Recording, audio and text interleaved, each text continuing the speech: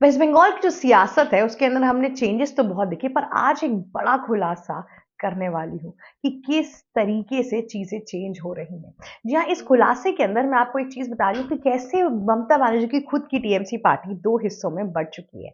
एक तरफ है अभिषेक बैनर्जी जो एक नया रूप दिखाई दे रहे हैं, एक कहते हैं ना राइजिंग सन की तरह दिखाई दे रहे हैं वेस्ट बंगाल के लोगों को, और साथ ही साथ तृणमूल कांग्रेस के भी लोगों को। साथ साथ दूसरी ओर है ममता बनर्जी जिनके पास पावर भी है और एमएलएज भी हैं, लेकिन उन एमएलएज का शिफ्ट अब अभिषेक बैनर्जी की तरफ दिखाई दे रहा है। ममता बनर्जी का धीरे धीरे एक एग्जिट पॉइंट आने लगा है।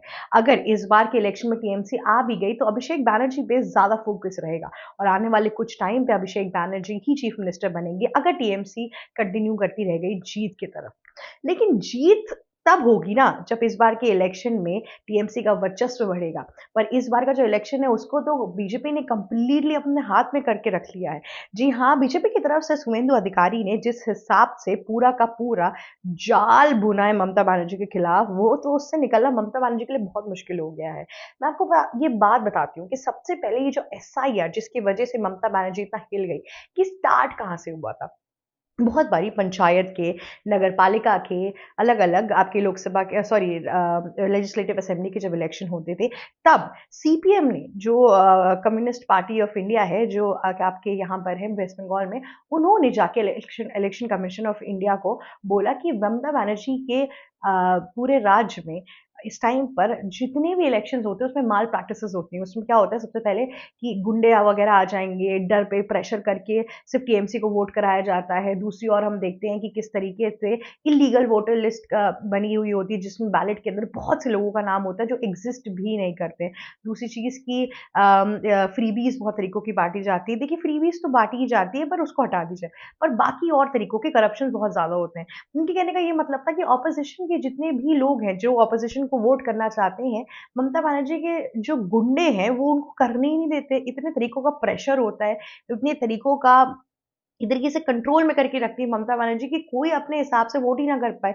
आखिरकार 15 साल से ममता बनर्जी राज्य में है, ठीक है, उसके पीछे कोई तो रीजन होगा ना कि इतने टाइम से वो क्यों है। उसका बड़ा रीजन यही है कि इस तरीके से वो लोगों को कैप्चर करके रखती हैं, इस तरीके से इलेक्शन कमीशन ऑफ इंडिया को तब से उनकी आंखों से कहते हैं ना धूल झोंक के बैठी हुई है। इस बार यहाँ पर इलेक्शन कमीशन ऑफ इंडिया जब उदारू हो गए कि अब तो हम निकलवा के ही रहेंगे कि आखिरकार इस इलेक्शन में ऐसा हो क्या रहा है, कि वेस्ट बंगाल की पब्लिक को खुद ही समझ नहीं आ रहा है। कभी आप वेस्ट बंगाल के लोगों से जाके पूछे, आप उनसे पूछे कि आप ममता बनर्जी को क्यों वोट करते हैं। सोने की चिड़िया जैसे वेस्ट बंगाल को अब इतना नीचे गिरा दिया है कि लोहा भी एक तरीके से वहां पर मिलना मुश्किल हो गया है, क्योंकि डेवलपमेंट, इंडस्ट्रियलाइजेशन कुछ भी नहीं बचा है। आप सोचिए कि एक सीएम जो 15 साल रही है उसके पास सिर्फ दो मेजर उन्होंने काम किया अपने पूरे 15 साल में, जो गिनवा पा रही है गवर्नमेंट पूरे जनता को।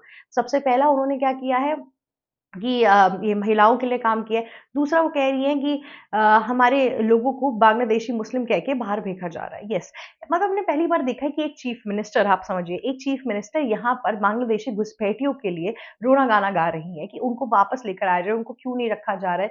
और तो और टीएमसी के बहुत से लीडर हैं जो हमने देखा है, कितने बार देखा है, बांग्लादेश की तारीफ करते हुए दिखते हैं। बांग्लादेश और इंडिया की जो जीडीपी उसमें भी इतना डिफरेंस है। बांग्लादेश पिछले 1 साल से त्रस्त बैठा हुआ है मोहम्मद यूनुस के पूरे सरकार के अंदर। अब जाके तो वहां पे इलेक्शन हुआ है, लेकिन यहाँ के टीएमसी के लोगों ने हमेशा ही बांग्लादेश को एक अपर हैंड दिया है और इंडिया को नीचे करार किया है। जब ये सब बातें बोलती हूँ ना तो अपने आप से अंदर से और गुस्सा आने लगता है, क्योंकि इस तरीके से आज तक की स्ट्रैटेजी टीएमसी ने बनाकर रखी है। इस बार इलेक्शन ऑफ कमीशन इंडिया ने सोच लिया कि हम ये इलेक्शन के अंदर जितने भी माल प्रैक्टिसेस होते हैं और वेस्ट बंगाल के अंदर जिस तरीके की घुसपैठी घुसे जा रहे हैं उनको बाहर निकालना है। इसीलिए एसआईआर की प्रक्रिया शुरू हो गई, जिसके तहत कुछ नहीं तो इस टाइम पर जो आंकड़ा मुझे बता रहा है 20 से 40 लाख इलीगल वोटर्स को हटाया गया है। आप 20 से 40 लाख समझ रहे हैं कितनी बड़ी चीज है ये। मतलब इतनी इतनी घुसपैठी घुसे हुए थे, इसमें बहुत से लोग जो मर चुके हैं उनका नाम बहुत बार रिपीट हो रहा है, एक नाम 4 जगह से बैलेट में आया हुआ है। इतनी सब चीज़ों में इतनी गलतियां थी ये इलेक्शन बूथ पर जो वेस्ट बंगाल का था, जो स्टेट गवर्नमेंट अपने तरीके से एक्सेस करती थी, बहुत गलतियां थी। लेकिन इलेक्शन कमीशन ऑफ इंडिया ने अपनी गलती सुधारी और इस बार इन सब चीज़ों का एक पुष्टिकरण कर दिया, जिसके बाद से ममता बनर्जी हक्का बक्का रह गई। उनको कुछ समझ ही नहीं आया कि अब मैं करूं तो करूं क्या। दूसरी ओर बीजेपी ने दूसरी चाल खेली। बीजेपी ने यहाँ पे शुवेंदु अधिकारी को नंदीग्राम जो वो कॉन्स्टिट्यूएंसी है जहाँ पे पहली बार शुभेंदु अधिकारी ने ममता बनर्जी को ही हराया था। अब वहाँ तक तो रखा ही है, पर साथ ही साथ शुभेंदु अधिकारी को दूसरी टिकट भी दी। उस कॉन्स्टिट्यूएंसी की जहाँ पे ममता बनर्जी फिर से लड़ने वाली हैं। क्योंकि नंदीगांव से जब वो हार गई थी तब उन्होंने एक नई कॉन्स्टिट्यूएंसी में कंटेस्ट किया था और वहाँ से वो जीत गई थी। तो शुभेंदु अधिकारी को दोनों जगह पे रखा गया है कि मतलब बीजेपी बता रही है कि मैं बिल्कुल अटैकिंग ज़ोन में हूँ इस बार, मैं पीछे नहीं ही हटने वाला हूँ। इस बार तो वेस्ट बंगाल की पूरी सरकार अपने हाथ में लेकर ही जाएंगे ये लोग। ये सिंपल सा एक रूल है जो बीजेपी बता रही है यहाँ पे। दूसरी चीज आप एक और देखेंगे, यहाँ पे आपको एक चीज समझ में आएगी कि कैसे ये तो हो ही रहा है, साथ ही साथ दूसरी ओर हम चलते हैं, एक टर्नओवर भी यहाँ पे दिखाई दे रहा है। यहाँ पे दिखाई क्या दे रहा है कि जो टीएमसी की जो पूरी पार्टी है उसके अंदर इस टाइम पे मतभेद दिखाई दे रहे हैं। एक तरीके से अभिषेक बैनर्जी के लिए सबके अंदर, दिल के अंदर बिल्कुल ही प्यार उमड़ रहा है, एक नया राइजिंग सन जैसा मैंने आपको बताया वो उमड़ रहा है। दूसरी तरफ ये लोग ममता बनर्जी से बिल्कुल ही एक तरीके से उखड़े हुए हैं, क्योंकि हुमायूं कबीर ने जो किया, वो पहले टीएमसी के ही लीडर थे, अब वो वहां से हटकर उन्होंने बाबरी मस्जिद की पूरी स्थापना कर दी। ठीक है, ऐसे बहुत से टीएमसी के लीडर्स हैं जो बार बार टीएमसी छोड़ के जा रहे हैं और बीजेपी जाते जा रहे हैं, क्योंकि उनको टीएमसी के साथ कोई भविष्य नहीं दिख रहा है। और वो जो गुंडागर्दी के अंदर जिसमें ममता बनर्जी आ गई है, वो उससे अब त्रस्त आ चुके हैं। उनको एक क्लीन शेड चीज चाहिए और उनको साथ ही साथ अपनी जो डेजिग्नेशन है अब वो प्रमोटेड भी चाहिए। ममता बनर्जी की जो पूरी सरकार है उसमें कोई अपग्रेडेशन ही नहीं आ रहा है। वो 15 साल से एक ही तरीके से चल रही है और सबको अब दिखने लगा है कि किस तरीके से बंगाल की जो इकोनॉमी है वो नीचे जाती जा रही है। गरीबी बढ़ती जा रही है, इन्फ्लेशन बढ़ता जा रहा है और तो और गंदगी भी इतनी बढ़ती जा रही है। जिस हिसाब से बंगाल का जो टूरिज्म है उसको प्रमोट करना चाहिए था, वो प्रमोट नहीं हो पा रहा है यहाँ पर। और साथ ही साथ बॉर्डर फेंसिंग वाली जो जगह है वहां से बांग्लादेशी मुस्लिम इस तरीके से आ रहे हैं, और साथ ही साथ जिस तरीके का माहौल इस टाइम पे बांग्लादेश और इंडिया के बीच में है, इस टाइम पे नेशनल सिक्योरिटी के भी इश्यूज सामने आ सकते हैं। तो इस तरीके के इश्यूज ऑलरेडी हमारे सामने चल रहे हैं। तो लोगों के अंदर ये भी हो रहा है कि या तो अभिषेक बैनर्जी ही एक जो कहते हैं ना कि उगता हुआ सितारा दिखे, तब तो हम टीएमसी के साथ रहेंगे, तब लोग टीएमसी को वोट भी करेंगे। लेकिन अगर सिर्फ ममता बनर्जी का नाम इस बार भी आएगा तब टीएमसी का वोटर बैंक लिस्ट खत्म हो चुका है, क्योंकि जितने भी हिंदू है वो मैक्सिमम बीजेपी की तरफ जाएंगे।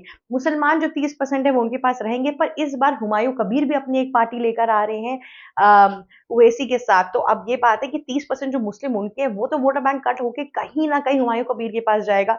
और भले ही जाए क्यों ना, क्योंकि उन्होंने बाबरी मस्जिद की स्थापना की है, इतनी बड़ी जो चीज है उन्होंने स्थापना की है उन लोगों के हिसाब से बेसिकली, तो वहां पर तो वो जाएगा ही जाएगा। अब ममता बनर्जी के पास 20% बचा, आपके ये वाला वोटर बैंक शेयर जो क्या कहते हैं मुस्लिमों का है, दूसरी ओर जो उनके बांग्लादेशी घुसपैठे हैं वो चली गई। हिंदुओं में से आप मान लीजिए अगर वहां पे हिंदू हैं तो कुछ जो ममता बनर्जी को प्रोग्रेसिव और ये सब समझते हैं वो अपना वोट दे देंगे ममता बनर्जी को, ठीक है। उसके अलावा क्या, उसके अलावा ममता बनर्जी का बिल्कुल ही खात्मा हो चुका है वेस्ट बंगाल के अंदर। जिस हिसाब से उन्होंने एसआईआर की प्रक्रिया शुरू की थी और जिस हिसाब से उनके खिलाफ बात कर रही थी, वो कुछ भी उनके काम नहीं आया। इलेक्शन ऑलमोस्ट आने वाला है और अब बीजेपी ने अपनी लिस्ट पहले ही फाइनल कर दी है, जिसमें उन्होंने जिन लीडर्स का नाम आ रहा था कि इस बार वो उन्हें बड़े स्थल पे नहीं रख रहे हैं, ये वो उनका नाम पहले ही सामने लाकर रख दिया कि देखो ये फर्स्ट लिस्ट में इनका नाम आ गया है। टिकट बांटने पे कम से कम 140 टिकट बटी हैं अभी तक बीजेपी की तरफ से।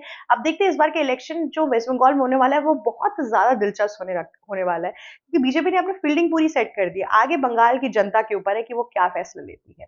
आज के लिए बस इतना ही। अगर आपको ये वीडियो अच्छी लगी तो लाइक, शेयर, सब्सक्राइब और कमेंट करना बिल्कुल भी मत भूलिएगा।